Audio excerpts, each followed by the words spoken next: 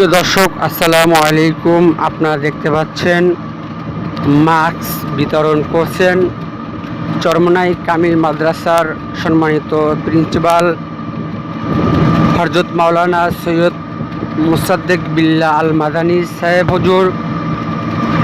মহামারী corona virus উপলক্ষে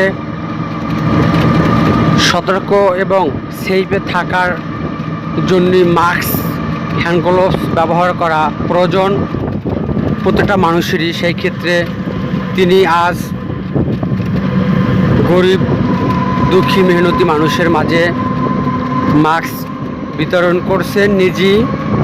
সবাই ভালো থাকবেন, সুস্থ থাকবেন এই কামনা নিয়ে চরমনাই থেকে এমটিসি মিডিয়া বিদায় নিতে যাচ্ছি। আবার ভিডিও নিয়ে দেখা হবে, কথা হবে।